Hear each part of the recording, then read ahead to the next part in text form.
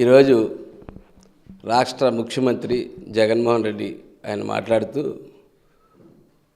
జనసేన సైనికుల్ని జననాయకుల్ని రౌడీ సేనలు అని చెప్తా ఉన్నారు. ఆయన నేను ఒకటే విషయం చెప్తాను, మా జన సైనికులు రౌడీ సేనలు ఎందుకు అవుతారు?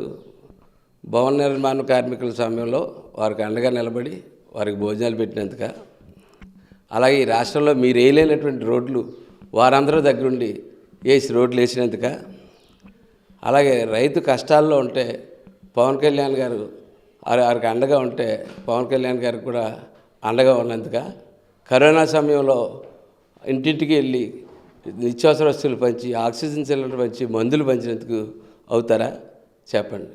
అదే మేము మిమ్మల్ని అడగడం మొదలు పెడితే 16 నెలలు జైల్లో ఉన్న మీరు రౌడీశాన్ అవుతారు తప్ప మేము రౌడీశాన్ అవ్వడానికి అవకాశం లేదు.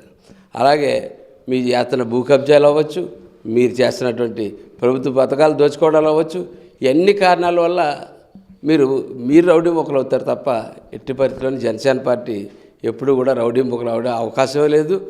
వారు నిజంగా కానీ మీ చుట్టూ ఉన్న నేరస్తులు అనంతబాబుని అయితేనేటి, అలాగే మీ మంత్రి దాడిచెట్టి రాజా అనేటి, ఒక డ్రైవర్ చెప్పిన అనంతబాబు రౌడీ మొక్క, అలాగే ఒక విలేకరిని చెప్పించిన మీ దాడిచెట్టి రాజా రౌడీ మొక్క అవుతాడు. అట్లాగే మీ మొన్నే శాసగిరి గారి మీద హత్యా ప్రయత్నం చేసిన దాడిచెట్టి రాజా అవుతాడు. అంతేగాని మీ చుట్టూ రౌడీ మోకలు పెట్టుకుని మీరు ఎన్నో నేరాలు చేసి ప్రజల్లో తిరగడానికే భయపడతా ముసుగులు వేసుకుని డేరాలు వేసుకుని రోడ్డు పక్కన ఎవరు వెళ్తున్నా సరే అన్ని షాపులు కట్టించేసి ఒక ముఖ్యమంత్రి అన్నవాడు ఎక్కడైనా సరే ప్రజలను అభివాదం చేసుకుంటూ వెళ్తూ ఉంటాడు.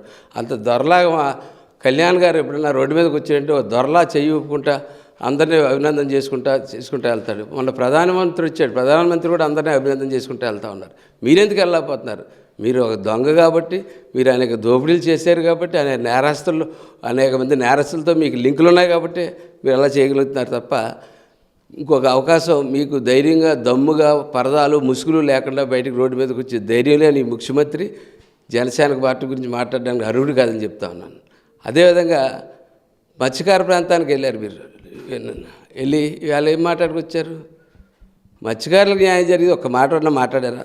ఈ రాష్ట్రంలో మత్స్యకారులు ఎన్ని రకాల ఇబ్బందులు పడుతూ ఉన్నాయి. పవన్ కళ్యాణ్ గారు మత్స్యకార యాత్ర కూడా పెట్టి దీని మీద పెద్ద ఎత్తున మత్స్యకారులు వెనకాల నిలబడ్డారు. ఇవాళ మత్స్యకార దినోత్సవం ప్రపంచవ్యాప్తంగా మత్స్యకార దినోత్సవం రోజు వాళ్ళకి శుభాకాంక్షలు చెప్పడం పోయి ఇటువంటి చెత్త మాటలు మాట్లాడడం అలవాటు చేసుకుంటూ ఉన్నారు. రాష్ట్రంలో ఇప్పటికే మీకు మత్స్యతోనికి ఒకటి రెండు చెప్తాను, వాటిని సాల్వ్ చేయండి. మత్స్యకారుల పట్ల ఉన్నటువంటి మీ ప్రేమ ఏంటో ముందు తెలుస్తుంది. రాష్ట్రంలో ఉన్న తుఫాను టైంలో కొట్టుకుపోయిన ఇల్లుకి ఈ రోజు దాకా మీరు ఎప్పుడన్నా చూసి నాదుడు ఉన్నాడా? ఒక్కసారైనా మీరు బటన్ నొక్కి దీని మీద ఎప్పుడన్నా స్పందించారా? ఏ రోజు మీరు స్పందించలేదు. అలాగే వేటకెళ్తే రోజుకు 100 లీటర్లు పడతాయి ఒక్కొక్క బోటుకి. అలాగా 3000 లీటర్లు అవసరమైనప్పుడు మీరు 300 లీటర్లకే 9 రూపాయలు సబ్సిడీ ఇస్తూ ఉన్నారు. దాన్ని పరిష్కరించండి. అలాగే 3 సంవత్సరాలు గడుపుతున్నా సరే ఏ రోజు ఒక జట్టి నిర్మించిన పాపాన్ని మీరు పోలేదు. ఒక మత్స్యకారులకు జట్టీలు ఎంత అవసరం ఏ మత్స్యకారుని తెలుస్తుంది, ఎవరికైనా తెలుస్తుంది, మీకు కూడా తెలుసు కానీ ఇప్పుడు దాకా మత్స్యకారుల పట్ల మీరు శ్రద్ధ వహించలేదు. అలాగే మత్స్యకారులు ఆడవాళ్ళు ఇంటింటికి వెళ్ళి చేపలు అమ్ముకుంటూ ఉంటుంటారు. మళ్ళీ వారికి కడుపు నొక్కి ప్రయత్నం చేస్తూ ఉన్నారు తప్ప మీరు ఏదో మాంసం మీరే అమ్ముతానన్నారు, అలాగే చేపలు మీరే అమ్ముతానంటున్నారు, అన్నీ మీరే అమ్ముతానని చెప్పి వాళ్ళు కడుపు కట్టి ప్రయత్నం చేస్తూ ఉన్నారు. అలాగే మత్స్యకారు వలలు తెగిపోతూ ఉంటాయి. వలలు తెగిపోయినప్పుడల్లా ప్రతిసారి ఒక వండ ధర 2000 పై సుమారు ఉంటుంది. మొన్నే మన మత్స్యకార గ్రామాలు సందర్శించినప్పుడు మేము చూసాం. ఆ 2000 రూపాయలు కూడా మీరు వల రిపేర్ చేసుకోవడానికి ఇస్తాను వాగ్దానాల్లో ఇప్పుడు కూడా ఒక్కటి కూడా నేను నిర్వర్తించలేదు. దయచేసి ఒకటే కోరుతా ఉన్నాను ముఖ్యమంత్రి గారిని, ఒక పదం బయటకు వదిలేటప్పుడు గురువిందకోస దాని వెనకాల నలుపేదో చూసుకోకుండా మాట్లాడొద్దని చెప్పి ముఖ్యమంత్రికి హెచ్చరికగా చెప్పడం జరుగుతుంది.